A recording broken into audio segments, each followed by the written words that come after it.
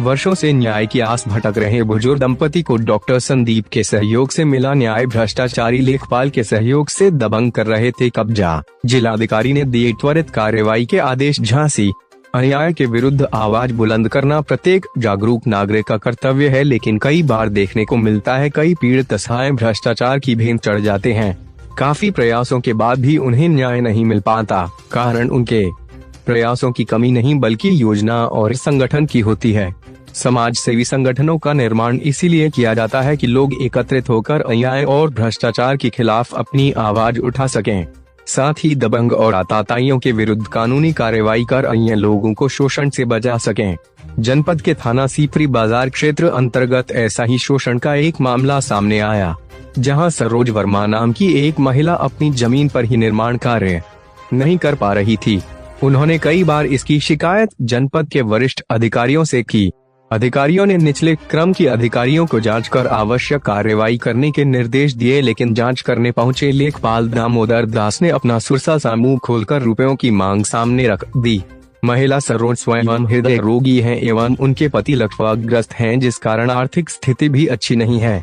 जब लेखपाल को लगा कि उन्हें कुछ आर्थिक लाभ नहीं हो पा रहा तो उन्होंने जमीन पर कब्जा करने के लिए साथ गांठ कर एक दबंग को खड़ा कर दिया और पीड़ित पक्ष पर राजीनामे का दबाव बनाने लगे।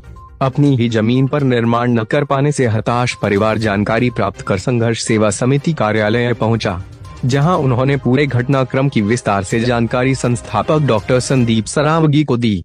परिवार की दयनीय स्थिति देख डॉक्टर संदीप ने पीड़ित परिवार को न्याय दिलाने का आश्वासन दिया। डॉक्टर संदीप के आह्वान पर दिनांक 8 जुलाई को संघर्ष सेवा समिति के सैकड़ों सदस्य जिलाधिकारी कार्यालय पहुंचे, जहां उन्होंने प्रमाण सहित पूरा घटनाक्रम जिलाधिकारी के समक्ष रखा। जिलाधिकारी से वार्ता के दौरान डॉक्टर संदीप ने भ्रष्टाचारी लेखपाल दामोदर दास के निलंबन और दबंग विपक्षियों के खिलाफ भी कानूनी कार्रवाई करने का आग्रह किया।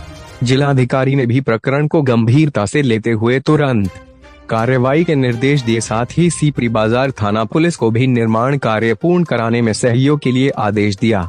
वर्षों का प्रयास असफल होने के बाद अपनी जमीन पर स्वामित्व स्थापित होते देख पीड़ित परिवार खुशी से डॉक्टर संदीप एवं संघर्ष सेवा समिति के सदस्यों की प्रशंसा करते नहीं थका। वृद्ध दंपति ने डॉक्टर संदीप को उज्जवल भविष्य की शुभकामनाएं दी। साथ ही जिला प्रशासन और जिलाधिकारी का भी आभार व्यक्त किया।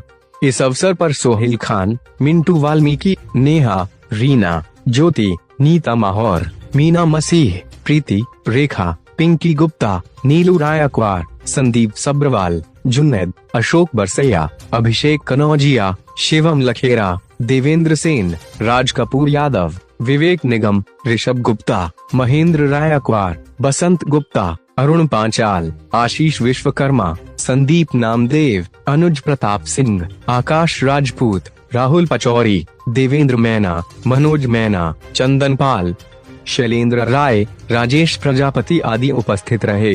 जनपद झांसी से अरुण वर्मा के साथ शैलेंद्र सिंह की खास। कहाँ रहती हैं? आयस नगर। क्या हुआ आज, क्यों यहाँ डीएम क्या आए? आए के लेखपाल की वजह से और दबंग राजू वर्मा भूमि माफिया की वजह से हमें होने पर डीएम बेटा ने तो खूब मदद करी। 3-4 बार वो आदेश भी करे कि इनकी बाउंड्री कराओ, नहीं सुनी उसने।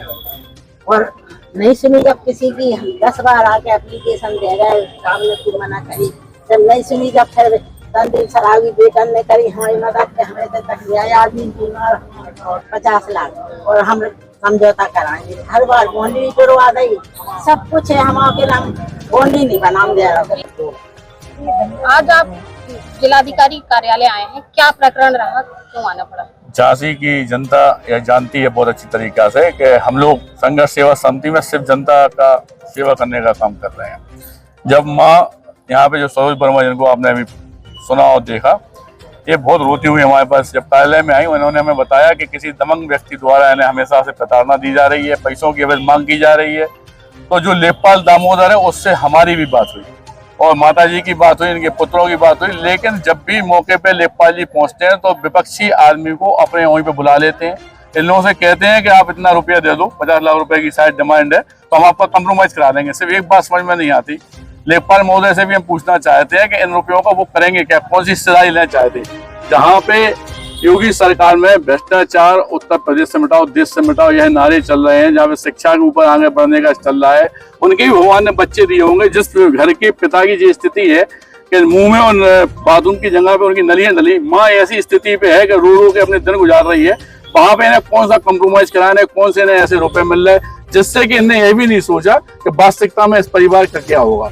आगे से भी झांसी के अंदर जितने प्रशासन के लोग हैं, अगर वो लोग कोई भी ऐसा गंदा कृत्य करते हैं जिससे आम इंसान की आंखों में आंसू आते हैं, तो मैं यह आप पत्रकारों के माध्यम से झांसी के लोगों से सामने कहना चाहता हूं कि मैं हमेशा उनके साथ खड़ा हूं, और अगर कोई भी दिक्कत आती है तो मैं अपना पूरा जीवन उनके साथ समर्पित कर दूंगा।